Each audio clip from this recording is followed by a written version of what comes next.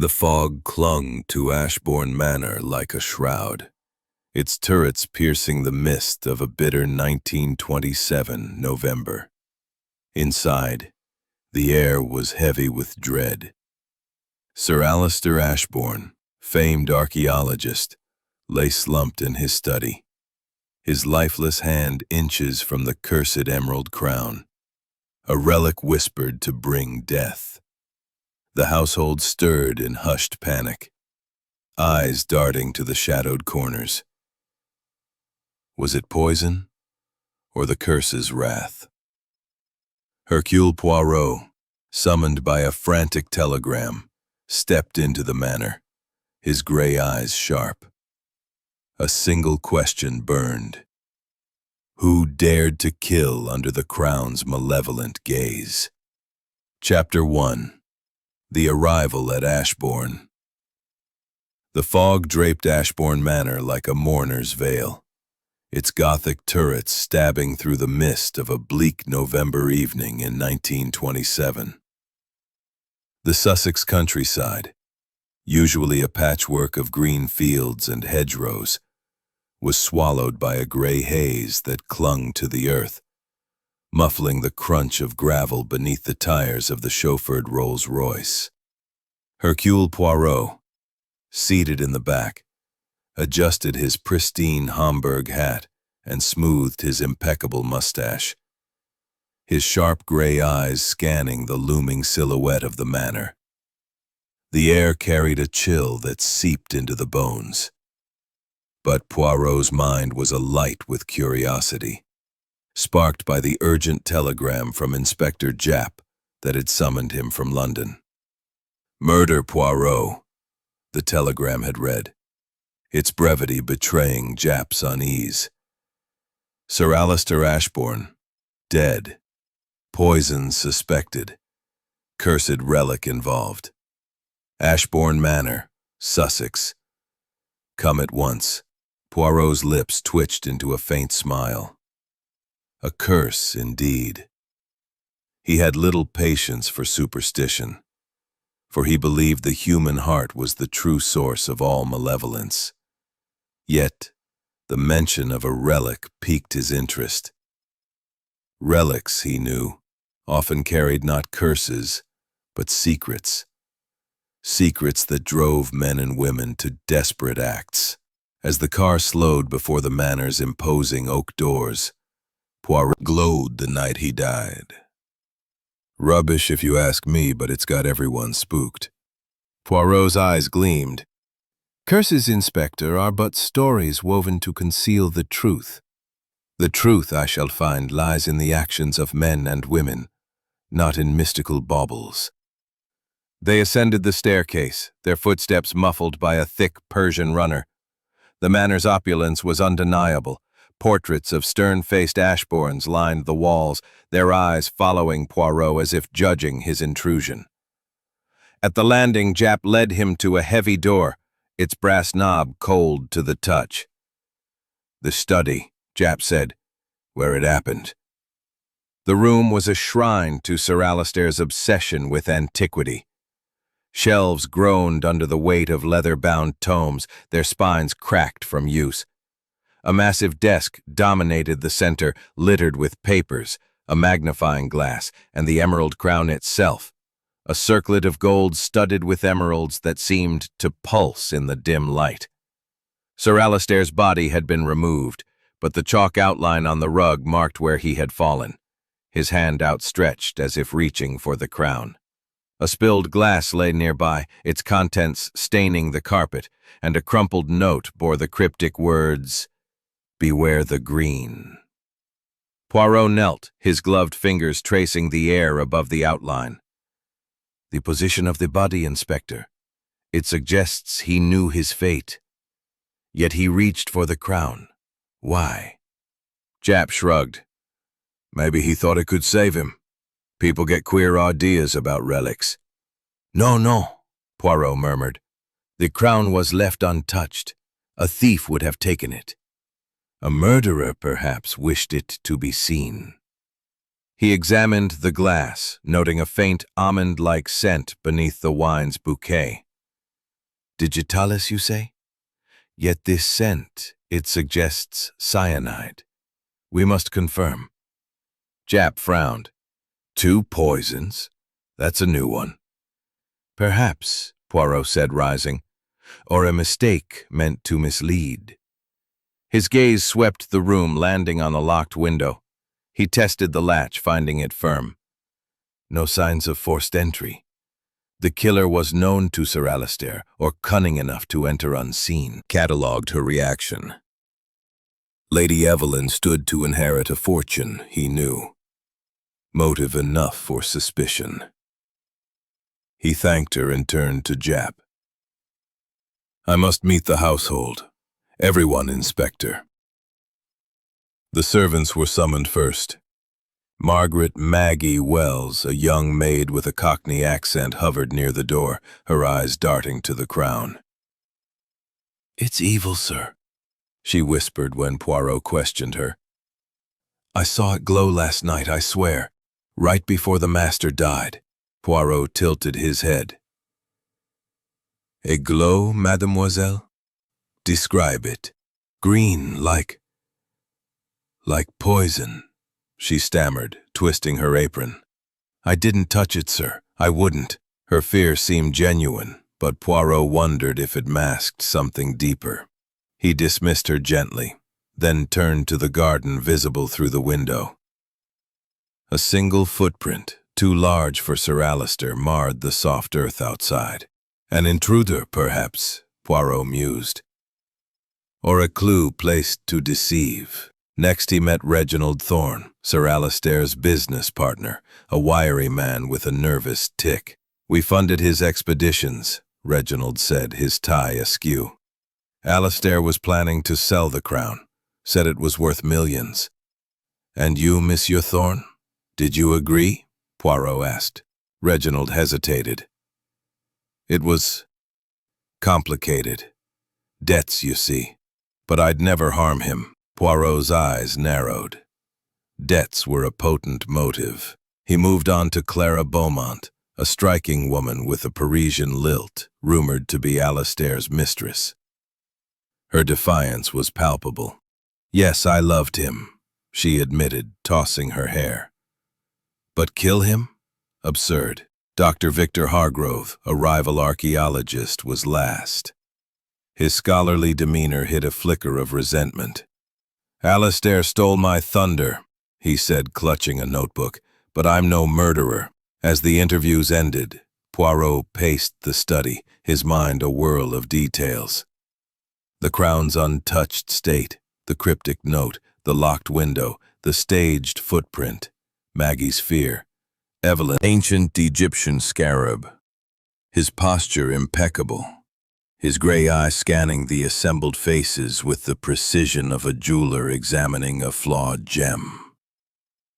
The air was thick with tension, the kind that follows a murder when every glance betrays suspicion, and every word is weighed for hidden meaning.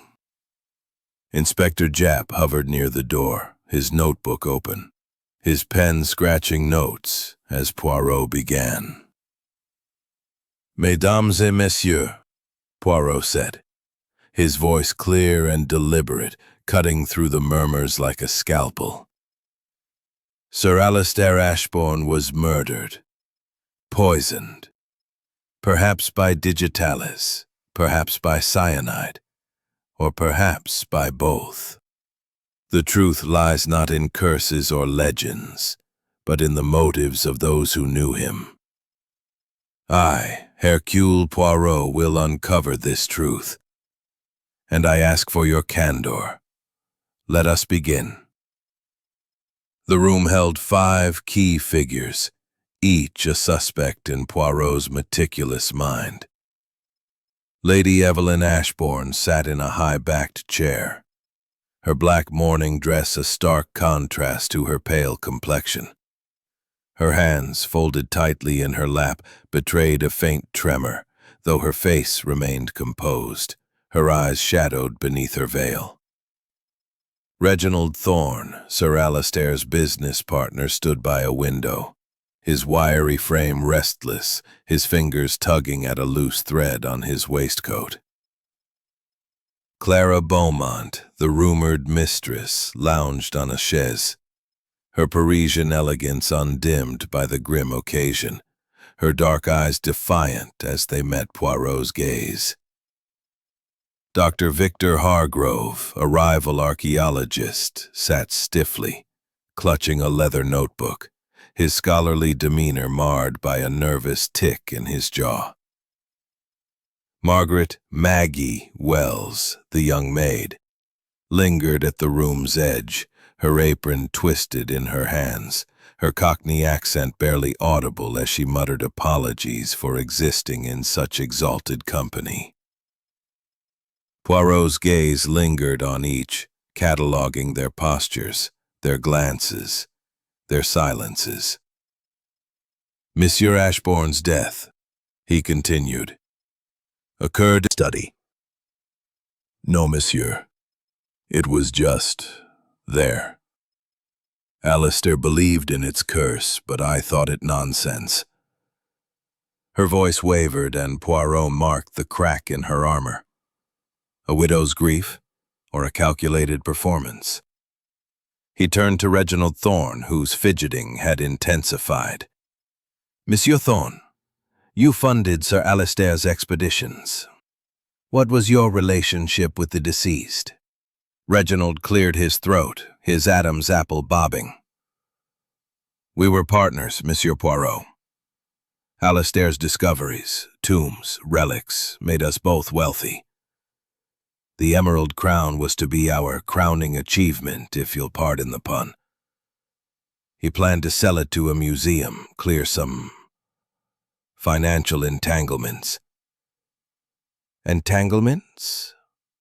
Poirot's tone was gentle, but his eyes were sharp. Reginald flushed. Debts. Mine mostly. Alistair was generous, but he was frustrated. Said I dragged him into risky ventures. We argued, yes, but murder. Preposterous. Poirot's smile was enigmatic. Debts, he knew, were a motive as old as time. He moved to Clara Beaumont, whose posture radiated defiance. Mademoiselle Beaumont, your closeness to Sir Alistair is known. What can you tell me of his final days? Clara's laugh was sharp, like breaking glass. Closeness? Let's not be coy, monsieur. I was his mistress, and I loved him. Alistair was alive, passionate, not like these stuffy Englishmen. He promised to leave Evelyn, but he was torn. The crown obsessed him. He said it held a secret worth more than gold. A secret? Poirot leaned forward.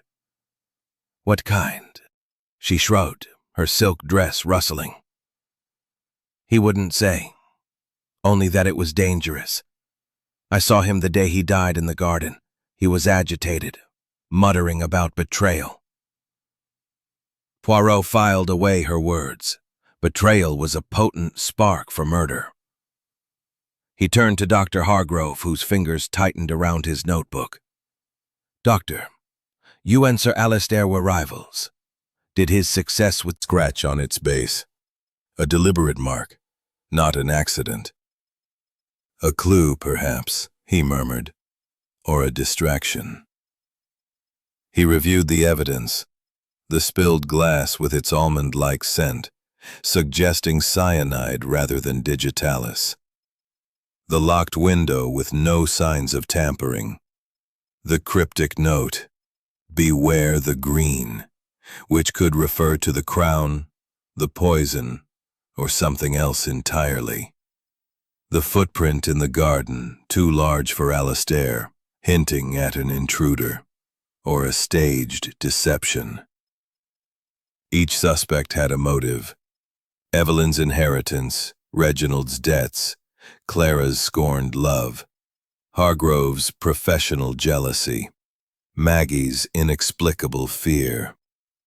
Poirot paced, his little gray cells weaving connections. Reginald had mentioned a missing journal. Alastair's record of the crown's history. "It vanished last week," he'd said, his voice unsteady. Poirot's gaze sharpened. Was the journal a key, or another red herring? He recalled Clara's defiant stare, her hand slipping something into her glove as she left the room. A note, perhaps. A secret communication. He stepped into the hall where the gaslights flickered, casting long shadows. The manor seemed to breathe, its walls holding secrets older than the crime at hand. Poirot's mind returned to the crown's legend, whispered by Maggie and dismissed by Evelyn. Stolen from an Egyptian tomb, it doomed its owners. Superstition, Poirot muttered, yet he wondered if the curse was a convenient cloak for murder. As he approached the library, he heard a rustle, a soft, deliberate sound. He paused, his hand on his cane, and glimpsed a shadow moving behind a bookcase. Someone was watching, listening. Perhaps guarding a truth they feared he would uncover. Cliffhanger. Who hid in the library's shadows, and what secret did they protect from Poirot's relentless pursuit? Chapter 3. The Hidden Note. The fog had thickened around Ashbourne Manor by mid-morning, wrapping the estate in a cocoon of gray that seemed to mirror the murk of deceit within its walls. Motive rooted in scorned love. But this note suggested a deeper conspiracy. Was she plotting with another, or protecting a secret that could unravel the murder of Sir Alistair Ashbourne? He returned to the manor, his cane tapping a steady rhythm on the flagstones, and sought Clara in the drawing room. She stood by a window, her silhouette framed against the fog, her Parisian elegance undimmed by the somber mood. "Mademoiselle Beaumont," Poirot said, his voice soft but commanding. "A word, if you please." Clara turned, her dark eyes wary but defiant. "Monsieur Poirot, I have nothing more to say. Alistair's death is a tragedy, but I am innocent." Poirot produced the charred fragment, holding it delicately between gloved fingers. "This, mademoiselle, suggests otherwise. A meeting at midnight? With whom? And why did you burn it?" Her composure faltered, a flush creeping up her neck. "A private matter," she snapped, tossing her hair. "It has nothing to do with Alistair's death." Poirot's smile was polite, but his eyes were unrelenting. "In the murder investigation, mademoiselle, nothing is private. Speak, or I shall assume the worst." Clara hesitated, her fingers twisting a silk handkerchief. "It was a note to Dr. Hargrove," she admitted at last. "We met to discuss the crown. Alistair was going to sell it, and I thought, perhaps we could acquire it first." "Steal it, you mean?" Poirot's tone was gentle, but the accusation hung heavy. "No," Clara's voice rose, then softened. "Not steal. Persuade. Alistair was obsessed, but he was also in debt. I thought Hargrove and I could convince him to part with it privately." Poirot's gray cells churned. A plot to secure the crown could be a motive for murder. But Clara's story felt incomplete, her defiance a mask for fear. He thanked her and returned to the study, where Inspector Japp was overseeing the removal of the emerald crown to a secure vault. "No fingerprints, Poirot," Japp said, scratching his head. "Something else entirely." As Poirot pondered, Maggie Wells entered, her dustpan clattering as she began sweeping the hearth. Her eyes darted to the crown's empty case, and she flinched, dropping her brush. "Sorry, sir," she mumbled, her Cockney accent thick with nerves. "That thing, it gives me the shivers." Poirot approached her, his manner gentle. "Mademoiselle Wells, You spoke of a glow from the crown. Tell me more. Maggie's hands twisted her apron. It was green, sir, like poison or emeralds. I saw it through the study door, just before Lady Evelyn screamed. I ain't lying. Poirot studied her pale face, her wide eyes. Her fear seemed genuine. But was it of the crown, or of discovery? And where were you precisely when you saw this glow? Upstairs, cleanin', she said. I came down when I heard the master mutterin'. He was alone, I thought, but then… The glow. Poirot's eyebrow arched. Muttering. What did he say? Something about betrayal, Maggie whispered. He sounded angry, scared-like. Poirot filed away her words. Betrayal. Again, a recurring theme. He dismissed Maggie and turned to the window, where the mysterious footprint in the garden caught his eye. He stepped outside, the fog dampening his coat, and examined the print. It was deep, deliberate, and too large for Alistair. An intruder, he mused. Or a red herring planted to mislead. He noticed a smudge under the study desk, a partial print matching the one outside. Planted, then, he concluded, by someone who knew the manor's secrets. Back inside, Poirot overheard a heated exchange in the library. Reginald Thorne's voice was sharp, his words clipped. You knew he'd sell the crown, Hargrove. You wanted it for yourself. Dr. Hargrove's reply was cold. And you owed him thousands, Thorne. Don't pretend you're innocent. Poirot slipped into the shadows, listening as the argument escalated. Reginald's debts and Hargrove's envy were laid bare, each accusing the other of motives dark enough for murder itself. A pattern, he murmured. Someone has tampered with more than the crime scene. He recalled Clara's meeting with Hargrove, Maggie's fear, Evelyn's composure, Reginald's debts. Each suspect was a piece in a puzzle, but the picture remained elusive. A soft creak from the corridor snapped his attention. He moved silently to the door, peering into the dimly lit hall. A figure, cloaked in shadow, slipped around a corner, their footsteps muffled by the thick carpet. Poirot's pulse quickened. The manor was alive with secrets, and someone was desperate to keep them buried. Cliffhanger. Who was the shadowy figure? And what did they fear Poirot would discover in the labyrinth of Ashbourne Manor's lies? Chapter 4. The Locked Room Riddle. The fog that cloaked Ashbourne Manor had not lifted by noon, its tendrils curling around the Gothic spires like a jealous lover guarding its secrets. Inside, the air was heavy with the scent of old wood and wax, undercut by the lingering unease of murder.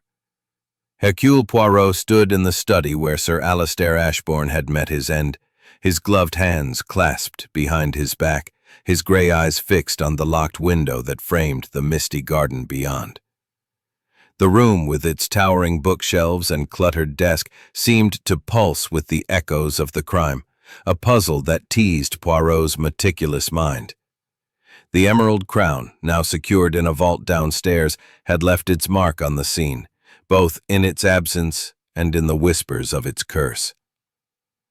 Poirot's attention returned to the window, its latch gleaming under the dim light of a single gas lamp. The study had been locked from the inside, Japp had confirmed, with no signs of tampering on the frame or glass. Yet the footprint in the garden, too large for Alistair, too deliberate in its placement, suggested an intruder. Or did it? Poirot's lips twitched into a faint smile. The impossible is merely the improbable in disguise, he murmured, his fingers testing the latch. It held firm, but as he pressed harder he felt a subtle give, a hidden mechanism, perhaps, known only to someone intimate with the manor's him. Précisément, mon ami, Poirot replied, his eyes gleaming. The locked room is not a barrier but a clue. Someone knew how to enter, or wished us to believe an outsider did. He pointed to the scuff mark. This suggests access, but the footprint outside is too perfect. It is a performance, Jap, and we must find the director. Jap grunted, unconvinced. And the poison. Coroner's sticking with digitalis, but you mentioned cyanide. Poirot nodded, lifting the spilled wine glass with a handkerchief. The almond-like scent was unmistakable now, stronger in the morning light. Cyanide, I am certain. The digitalis may be a red herring, or a second attempt to confuse. We must test the glass thoroughly. He set it down, his gaze falling on the cryptic note. Beware the green. The handwriting was Alistair's, but its placement, neatly beside the crown's case, felt staged, as if meant to be found. A soft knock interrupted his thoughts. Lady Evelyn Ashbourne entered, her black morning dress rustling like dry leaves. She carried a silver tray with a teapot and cups, her movements graceful but strained. "Monsieur Poirot," she said, her voice soft. "I thought you might need refreshment. This ordeal is exhausting." Poirot bowed slightly, noting the faint tremor in her hands as she poured. "Most kind, madame. Tell me, how well did you know the workings of this study? The window, for instance. Does it have secrets?" Evelyn's eyes flickered, but she met his gaze. "Secrets? It's an old house, monsieur. Alistair loved its quirks, but I never paid much attention to latches or locks." She set the teapot down, her fingers lingering on the handle. "He was reckless, you know. Obsessed with that crown. He said it was cursed, that it watched him." "Watched him?" Poirot's eyebrow arched. An unusual choice of words. She flushed, her composure slipping. "He was paranoid, especially lately. He thought someone was after the crown. Not just Sir Alistair." Reginald stopped, his hands fidgeting. "Deeply enough," he admitted. "Alistair funded my ventures, mines mostly in Africa. They failed, and I owed him thousands. He was angry, said he'd sell the crown to cover it. But I didn't kill him, Poirot." Poirot's gaze was unrelenting. "And this missing journal you mentioned, Alistair's record of the crown. Where do you think it is?" Reginald shrugged, his eyes darting away. "Stolen, maybe. He kept it locked in his desk, said it held the crown's history, its curse, its value." Poirot noted the evasion. Reginald's debts were a motive, but his nervousness suggested fear of discovery beyond mere finances. He dismissed him and turned to the desk, where he found a torn page slipped beneath a blotter. The scrawl read, "Thorne betrayed me." Alistair's handwriting, unmistakable. Was it a genuine accusation, or another planted clue? At luncheon, the household gathered in the dining room, the tension palpable. Clara Beaumont flirted openly with Dr. Hargrove, her laughter brittle, her eyes flicking to Poirot as if gauging his scrutiny. Hargrove responded stiffly, his notebook never far from his hand. Maggie Wells served the meal, her movements jerky, her gaze avoiding the empty chair where Alistair once sat. Poirot observed them all, his mind weaving threads. Clara's burned note, suggesting a plot with Hargrove. Reginald's debts and the torn page. Evelyn's controlled grief. Maggie's persistent fear of the crown's glow. He leaned toward Maggie as she cleared plates. "Mademoiselle, you saw the crown move, you said. Tell me more." Maggie's hands shook, a glass nearly slipping. "It didn't move, sir, not exactly. But it glowed, green and awful, like it was alive. I saw it through the study door, before the master died." Poirot's eyes narrowed. "And you are certain no one else was there?" She hesitated, her voice dropping. "I thought I heard footsteps, but I was scared, sir. I ran back upstairs." Her fear, Poirot decided, was real, but whether it stemmed from the crown or guilt remained up. Chapter 5. The Midnight Meeting. The fog that shrouded Ashbourne Manor had deepened as midnight approached, its dense veil muffling the world beyond the Gothic walls. Inside, the manor was a labyrinth of shadows, the gaslights casting flickering pools of gold that barely held back the darkness. Hercule Poirot, his senses sharpened by the hour's secrecy, concealed himself behind a heavy velvet curtain in the library, his polished shoes silent on the parquet floor. The air was thick with the musty scent of old books and the faint tang of wax. But Poirot's focus was on the faint creak of floorboards signaling an approaching presence. The charred note fragment, "Meet at midnight," burned in his memory, and he was determined to uncover the truth behind Clara Beaumont's clandestine rendezvous. The library's towering shelves loomed like silent sentinels, their leather-bound tomes guarding secrets older than the murder of Sir Alistair Ashbourne. Poirot's grey cells thrummed, piecing together the threads of the case.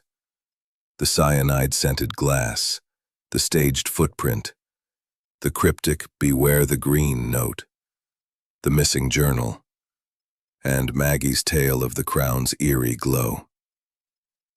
Each clue was a brushstroke in a portrait of deceit, and the midnight meeting promised to reveal another stroke.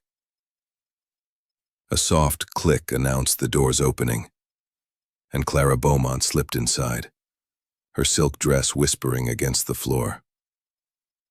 Her face, illuminated by a single candle she carried, was taut with anticipation, her dark eyes scanning the room.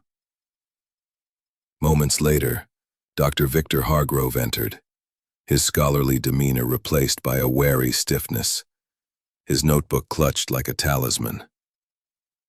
Poirot, hidden in the shadows, noted their guarded postures, the way their glances darted to the door. "You promised to help," Clara hissed, her Parisian accent sharp with urgency. "Alistair's death changes nothing. The crown is still ours to take." Hargrove's voice was low, controlled. "And I told you, Clara, his death complicates everything. The police are crawling over the manor," and Poirot's cane gripped tightly as the door eased open. A shadow lingered in the doorway, then retreated, the sound of footsteps fading into the manor's depths. When Clara and Hargrove emerged, their voices were barely audible. "We can't meet again," Hargrove said. "It's too risky." Clara's reply was sharp. "Then find the journal. It's the key." They parted, Clara gliding toward the east wing, Hargrove toward the stairs. Poirot waited, his heart steady, before stepping from his hiding place. The library, now silent, held a new clue. The mention of the journal. Alistair's record of the crown's history. Its absence was no accident, and Clara's urgency suggested it held a truth worth killing for. Poirot searched the shelves, his gloved fingers tracing spines until he found a panel that gave slightly under pressure. A hidden compartment opened, revealing a small vial, empty, but reeking of cyanide. "Mon Dieu," he murmured. "The murder weapon, or a decoy?" He pocketed the vial, its presence linking the library to the study's poison. Was this Clara's doing? Hargrove's, or another's attempt to mislead? He left the library, his cane tapping softly, and sought Maggie Wells, whose fear of the crown intrigued him. He found her in the servants' quarters, polishing silver by lamplight. Her hands trembled as she worked, her Cockney accent thick with nerves. Mademoiselle Wells, Poirot said gently. You spoke of seeing Clara near the study the night Sir Alistair died. Tell me everything. Maggie's eyes widened, her cloth twisting in her hands. I didn't mean to spy, sir. I was clean and late, near the study door. I saw Miss Beaumont in the hall, crying, angry-like. She was muttering about Alistair betraying her. Then she left quick as a flash. Poirot's gaze sharpened. And the crown's glow. Did you see it then? Maggie nodded, her face pale. Yes, sir. Green. Awful. Like it was watching. I swear it moved a bit, the faint tremor in her hands. Madam, you mentioned Alistair's paranoia about the crown. Did he ever speak of a journal or a secret it held? Evelyn's eyes flickered, but she shook her head. He was secretive, monsieur. He said the crown was more than gold and gems, but he never explained. I thought it was his obsession talking. Poirot's smile was polite, but his mind catalogued her evasion. Evelyn's composure was a mask, her inheritance a motive too potent to ignore. He thanked her and turned to Inspector Japp, who had joined him. Japp, we must search for this journal. It is the thread that ties our suspects together. Japp nodded, rubbing his chin. And the cyanide, that vial you found, it's a match for the study's scent. Indeed, Poirot said. But why leave it in the library? A careless mistake or a deliberate clue? His mind churned, weaving connections. Clara's meeting with Hargrove, their talk of the journal. Maggie's sighting of Clara near the study, the vial's placement, the staged footprint. Each was a piece in a mosaic of deception, but the pattern remained elusive. As the clock struck 1, the manor grew still, the fog pressing against the windows like a silent conspirator. Poirot paced the study, his cane a steady metronome. He recalled Clara's words, "The journal is the key." If it held the crown's secret, it could name the killer, or their motive. But who had hidden it, and why? A faint rustle from the corridor snapped his attention. He moved to the door, peering into the shadowed hall. A figure, cloaked in darkness, lingered near the staircase, their silhouette fleeting before vanishing into the manor's depths. Who was the shadowy figure, and what did they seek to conceal in the heart of Ashbourne Manor's labyrinthine lies? Chapter 6. The Curse's Shadow. The fog enveloping Ashbourne Manor had grown denser by the second day, its gray tendrils weaving through the Sussex hills like a shroud over a restless grave. Inside, the manor's Gothic halls seemed to pulse with secrets. Corridor, her hands shaking as she swept up shards of a broken vase. Her Cockney accent trembled as she muttered apologies. "Sorry, sir. It slipped. This place, it's got me all a jumble." Poirot's smile was gentle, but his eyes were sharp. "Mademoiselle Wells, your nerves are understandable, but I wonder if they stem from more than the crown's supposed glow. Tell me, have you seen anything else unusual? A book, perhaps? Sir Alistair's journal?" Maggie's eyes widened, her broom pausing mid-sweep. "Journal, sir? I might have seen it, in the master's study, but it's gone now. I swear I didn't touch it." Her voice cracked and she glanced toward the shadowed staircase, as if expecting the crown itself to emerge. Poirot noted her fear. Its authenticity undeniable, but its source unclear. "And where were you when you last saw this journal?" In his desk, sir, a week back. He was writin' in it, mutterin' about the crown's curse. Said it'd doom us all. She shivered, clutching her apron. I didn't want nothing to do with it. Poirot's eyebrow arched. Maggie's story aligned with Reginald's claim that the journal had vanished, but her panic suggested more. Guilt, perhaps, or knowledge she dared not share. He thanked her and returned to the study, determined to uncover the journal's hiding place. The room with its towering bookshelves and cluttered desk felt like a stage set for tragedy. The chalk outline of Alastair's body a grim reminder of the stakes. Poirot examined the desk again, his fingers probing for hidden catches. The unmarked key from the previous day lay in his pocket, its purpose still a mystery. He tested it in the desk's lock, but it didn't fit. Not here, then, he murmured, his gaze shifting to the crown's empty case. The scratch on the glass, identical to the one on the crown, intrigued him. He ran his finger along the case's edge, finding a faint seam. A concealed panel, perhaps. It spoke of betrayal, of someone close.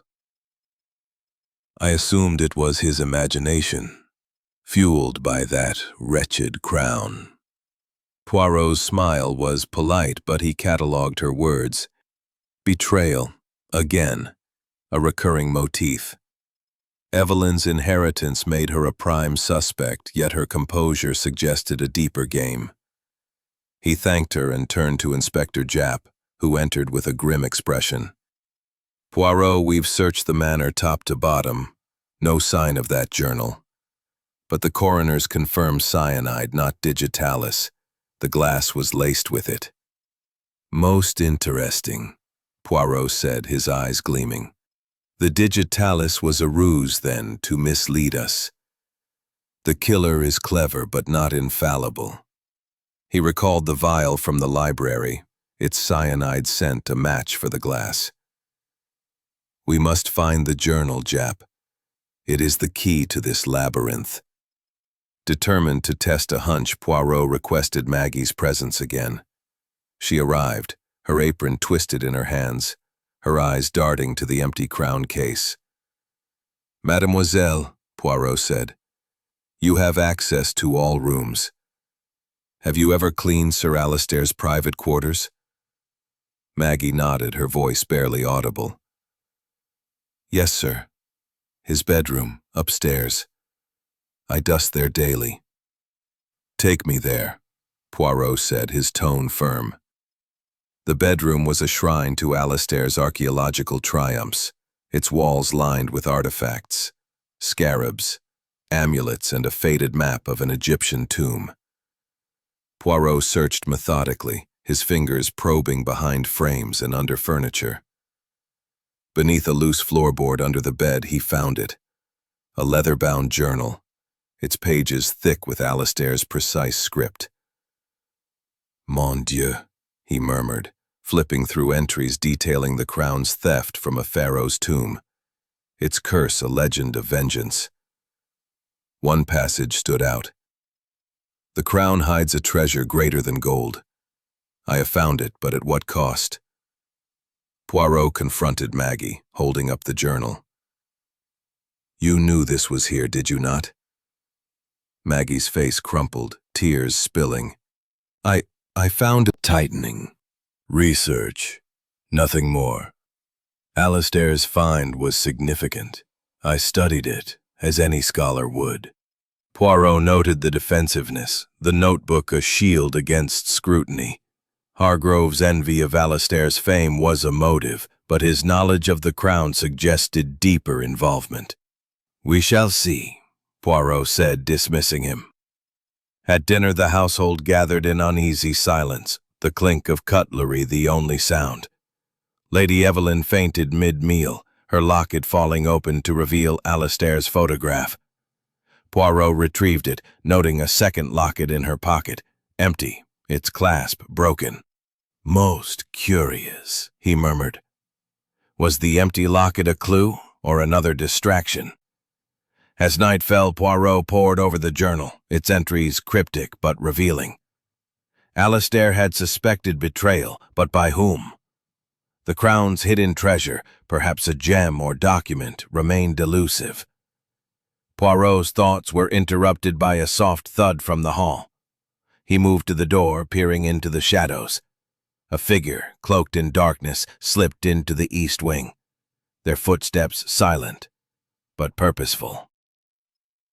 Who was the nocturnal prowler, and what secret did they seek to bury in the fog-draped depths of Ashbourne Manor? Chapter 7. The False Trail. The fog that clung to Ashbourne Manor seemed to thicken with each passing hour, as if the very air conspired to obscure the truth of Sir Alastair Ashbourne's murder. By the third morning, the Sussex estate was a cauldron of suspicion, its Gothic halls echoing with whispers of curses and betrayal. Hercule Poirot stood in the study, his gloved hands clasped behind his back, his gray eyes fixed on the garden footprint that had tantalized him since his arrival.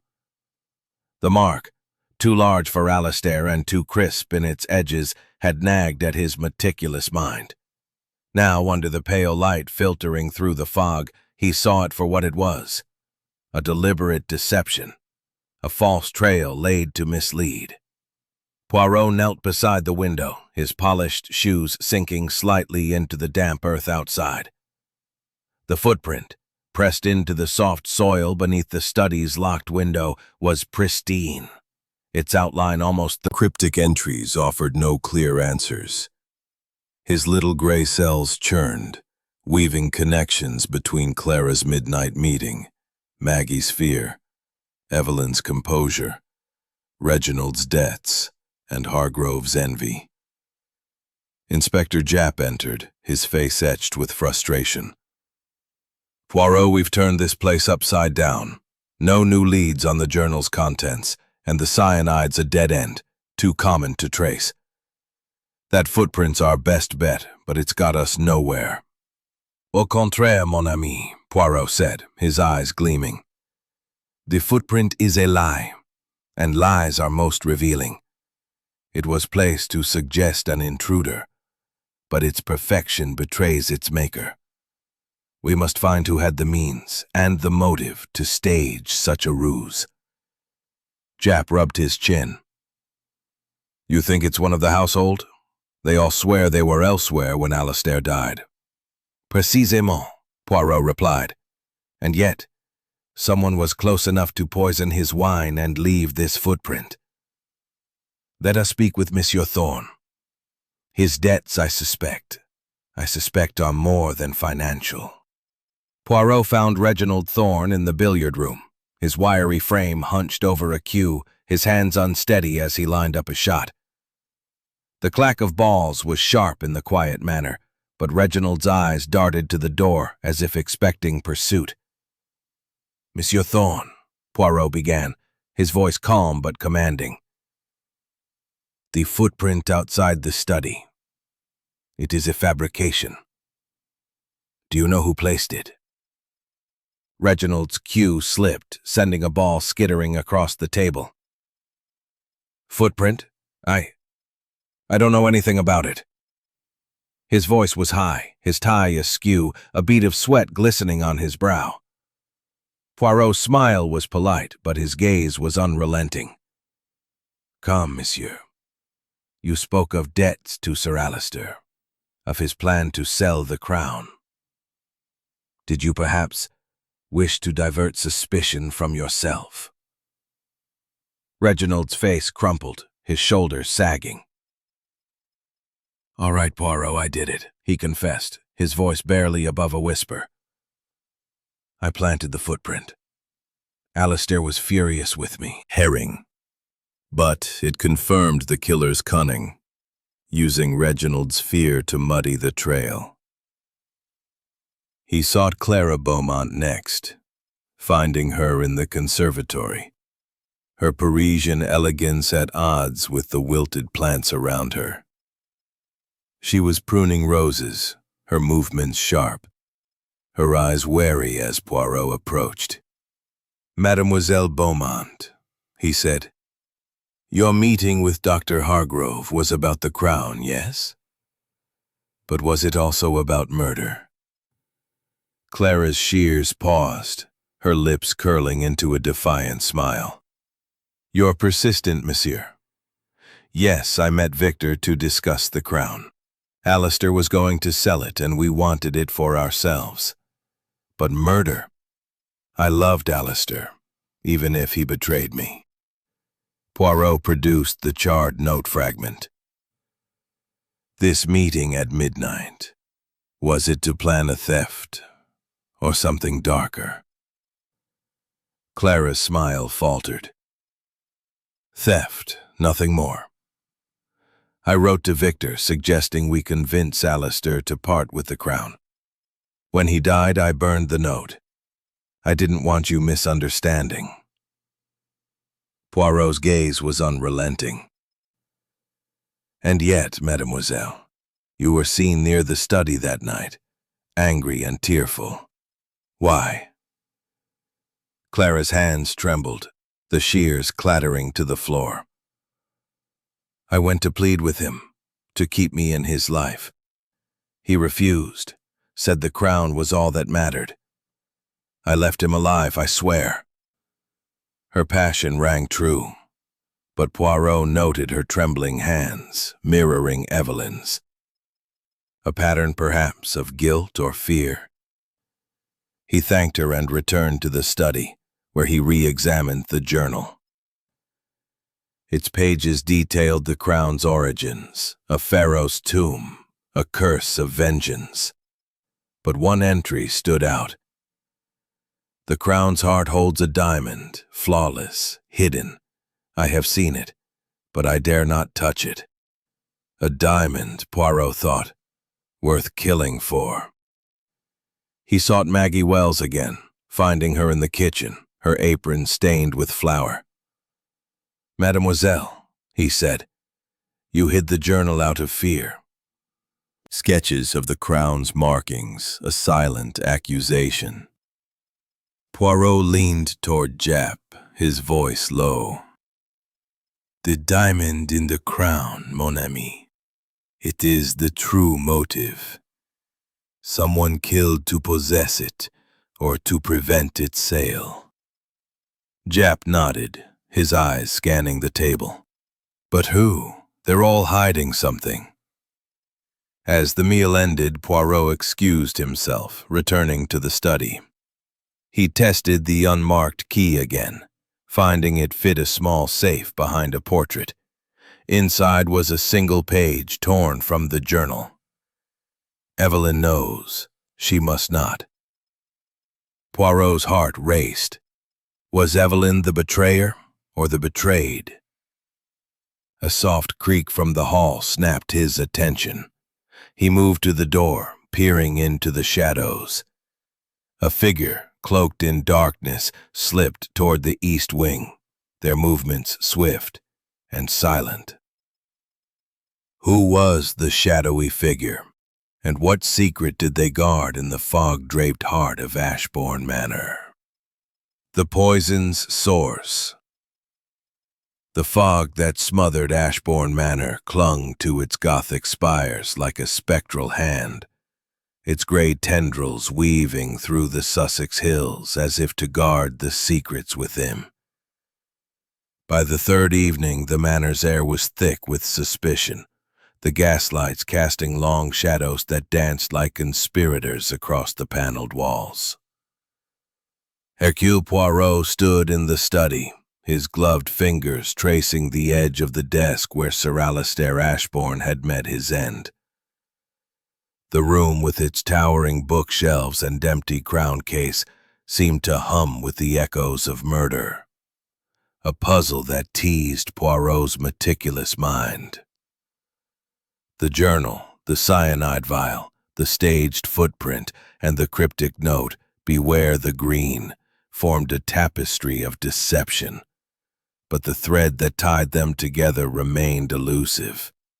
Poirot's gray cells churned, revisiting the clues. The cyanide-laced glass, Maggie's tale of the crown's glow, Clara's midnight meeting with Hargrove, Reginald's false footprint, and Evelyn's trembling hands. The journal's revelation of a hidden diamond within the crown had shifted the mood with Dr. Victor Hargrove's initials. Its pages detailed plant properties, including cyanide extraction from bitter almonds, a process Hargrove had meticulously recorded. Research or preparation? Poirot mused, pocketing the vial. Hargrove's scholarly facade masked a dangerous knowledge, and his sketches of the crown's markings suggested an obsession rivaling Alistair's. Poirot sought Hargrove in the library, finding him hunched over his notebook, his face pale under the gaslight. "Monsieur Hargrove," Poirot said, his voice calm but piercing. "This vial from the greenhouse. Yours, I presume." Hargrove's eyes widened, his fingers tightening on his pen. "It's for research, Poirot. I study plants, their properties. Alistair's expeditions brought back specimens, and I catalogued them." Poirot's smile was enigmatic. "And cyanide? A curious choice for a scholar, unless it served a darker purpose." Hargrove's jaw clenched. "I'm no murderer. Alistair's death gained me nothing. I envied his fame, yes, but I'd never kill for it." Poirot noted the defensiveness, the notebook a shield against scrutiny.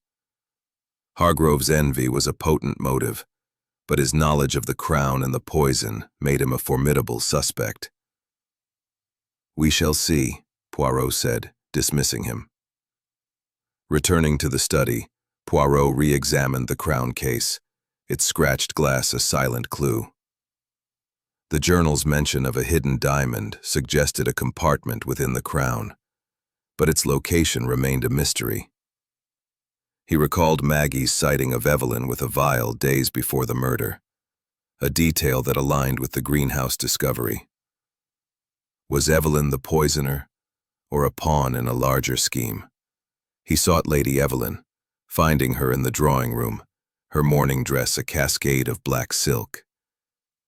She was arranging flowers, her movements precise but her hands trembling. "Madame," Poirot said, "Maggie Wells saw you with a vial in the study, days before your husband's death. Can you explain?"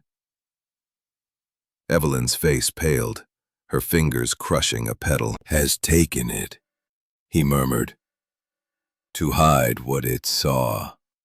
He summoned Jap, who arrived with a scowl. "A camera, Poirot. This case gets stranger by the minute. Any idea where the film's gone?" "Not yet, mon ami," Poirot said, "but it is a clue most vital. The killer knew of the camera and removed its evidence." He recalled the torn journal page, "Evelyn knows, she must not," and wondered if it referred to the camera's footage. At dinner, the household gathered in uneasy silence, the clink of cutlery a stark contrast to the tension.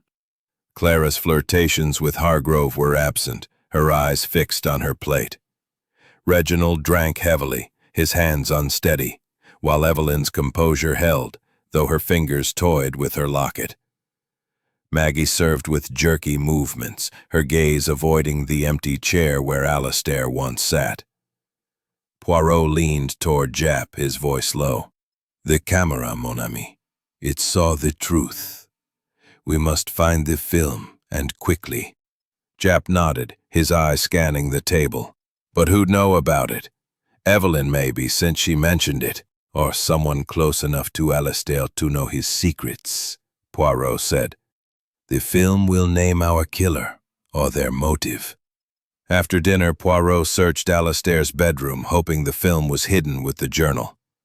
He found nothing, but a faint scuff mark on the floorboard suggested recent disturbance. "Someone has been here," he murmured, his mind racing. He recalled Clara's tearful sighting near the study, Maggie's fear, Reginald's false footprint, and Hargrove's cyanide notes. Each suspect was a piece in the puzzle, but the picture remained incomplete. As midnight approached, Poirot returned to the study, the journal open before him. Its entries spoke of the Crown's diamond, a treasure worth millions, but also of betrayal. One I trust seeks to destroy me. Alistair's paranoia, or a warning rooted in truth? Poirot's thoughts were interrupted by a soft thud from the corridor. He moved to the door, peering into the shadowed hall. A figure, cloaked in darkness, slipped toward the greenhouse, their footsteps silent but purposeful. Cliffhanger, puzzle that teased Poirot's meticulous mind, now tantalizingly close to resolution. The clues had woven a complex tapestry. The cyanide-laced glass, the staged footprint, the cryptic note, "Beware the green." The hidden journal, the missing camera film, and the greenhouse vial. The journal's revelation of a hidden diamond within the emerald crown had shifted the motive to greed, while the torn page, "Evelyn knows, she must not," cast Lady Evelyn as either victim or villain. The camera, concealed in the bookshelf, promised to reveal the killer's face, but its film remained elusive. Poirot's little gray cells thrummed, sensing the final piece of the puzzle was near. Determined to find the missing film, Poirot searched Reginald Thorne's quarters, suspecting his nervous demeanor and false footprint hid deeper involvement. The room, cluttered with papers and empty brandy bottles, spoke of a man unraveling under pressure. Beneath a loose floorboard, Poirot found a small tin, its contents a single reel of film. "Mon Dieu," he murmured, his pulse quickening. The truth, at last. He took the film to the library, where a small projector was stored among Alistair's archaeological tools. The grainy footage flickered to life, revealing the study on the night of the murder. Alistair sat at his desk, his face tense, the crown before him. A figure entered, Lady Evelyn, her movements sharp, her voice inaudible but angry. "You'll ruin us," Alistair shouted, his words barely clear. Evelyn's response was lost, but her gesture, a hand slamming the desk, was unmistakable.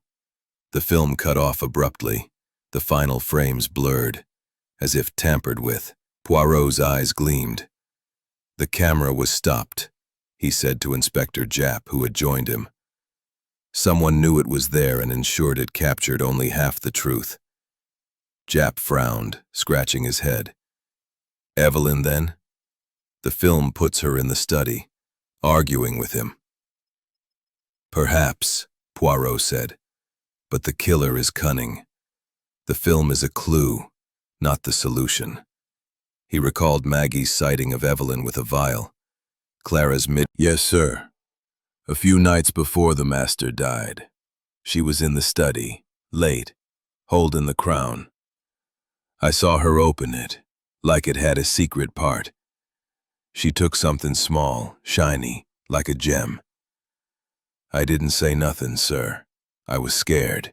Poirot's pulse raced. "And you told no one?" Maggie shook her head, tears welling. "I thought it was the curse, sir. I didn't want trouble." Her confession confirmed the diamond's existence and Evelyn's knowledge of it. Poirot thanked her, his mind racing. The empty locket in Evelyn's pocket, the torn journal page, the missing film, all pointed to a calculated plan. But was Evelyn the killer, or a scapegoat framed by another? He confronted Evelyn in the drawing room, where she sat by a fire, her morning dress a stark contrast to her pale face. "Madame," Poirot said, his voice calm but piercing, "you knew of the diamond hidden in the crown. You took it, did you not?" Evelyn's hands froze, her locket slipping from her fingers. I don't know what you mean, monsieur." Poirot produced the empty locket, its clasp broken. "This once held the diamond, I suspect, and the film shows you arguing with Alistair the night he died. Speak, madame, or the truth will speak for you." Evelyn's composure shattered, her voice rising. Yes, I took the diamond. Alistair was going to sell the crown, leaving me with nothing.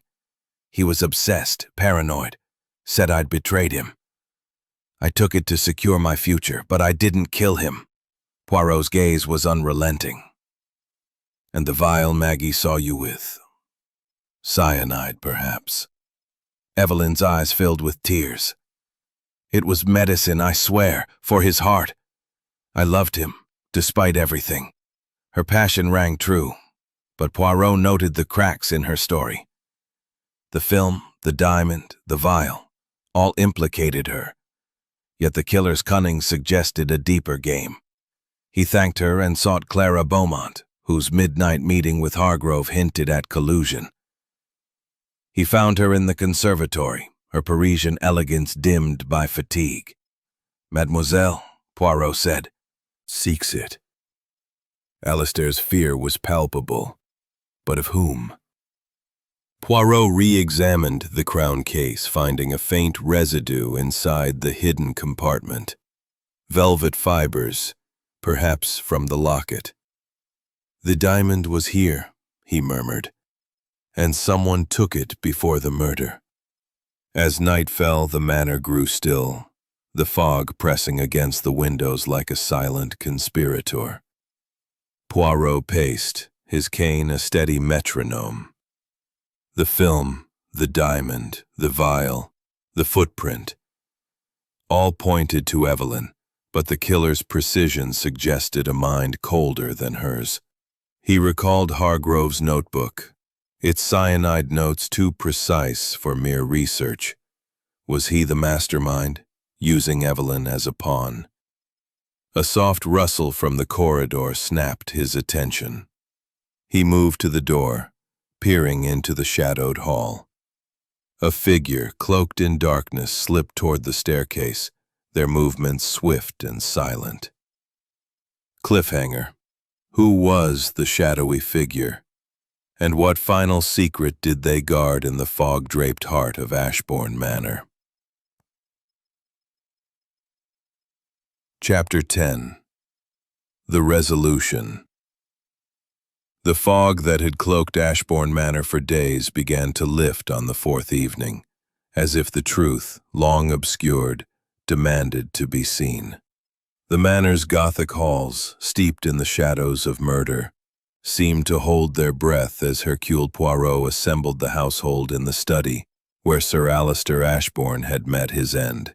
The room, with its towering bookshelves and cluttered desk, was lit by a dozen candles, their flames casting a warm glow that failed to dispel the chill of suspicion. The emerald crown, retrieved from its vault, sat under glass, its emeralds gleaming like malevolent eyes, a silent witness to the drama unfolding. Poirot stood before it, his posture impeccable, his gray eyes scanning the assembled faces with the precision of a surgeon's scalpel. Lady Evelyn Ashbourne sat in a high-backed chair, her mourning dress a cascade of black silk, her hands clasped tightly to mask their tremor. Reginald Thorne hovered near the window, his wiry frame tense, his tie askew as sweat. A staged footprint, a cryptic note, beware the green. A hidden journal, a missing film, a vial in the greenhouse, and a diamond concealed within the crown. Each was a thread in a tapestry of deceit, woven by a killer who sought to mislead. But the little gray cells, they do not falter. He turned to the crown, its scratch a silent clue. The journal revealed a diamond, hidden in a compartment within the crown, worth millions. This was the true motive, not the curse, but greed. The film found in Monsieur Thorne's room showed Madame Evelyn arguing with her husband, but it was tampered with, cut off to hide the killer's entry. The footprint planted by Monsieur Thorne was a red herring, as was the digitalis rumor. The cyanide, sourced from the greenhouse, pointed to Monsieur Hargrove's expertise. And Maggie's fear of the crown's glow, though genuine, was a distraction. Poirot's gaze settled on Evelyn, her face pale beneath her veil. Madame Ashbourne, you knew of the diamond. You took it from the crown, did you not? Evelyn's hands trembled, her voice rising. Yes, I took it. Alistair was going to sell the crown, leaving me nothing. I secured my future, but I didn't kill him. Poirot's smile was enigmatic. Perhaps. But the vial Maggie saw you with, the film showing your anger, these suggest otherwise. He turned to Hargrove. Monsieur, your notebook details cyanide extraction, and your sketches match the crown's markings. Did you aid in this crime? Hargrove's jaw tightened. Research, Poirot, nothing more. I envied Alistair, but I'm no murderer. Poirot nodded, then faced Clara. Mademoiselle Beaumont, your midnight meeting with Hargrove planned to steal the crown. Did it include murder? Clara's laugh was brittle. We wanted the diamond, yes, but Alistair died before we could act. Poirot's eyes gleamed, and yet someone acted. The film was tampered with, the diamond taken, the cyanide administered.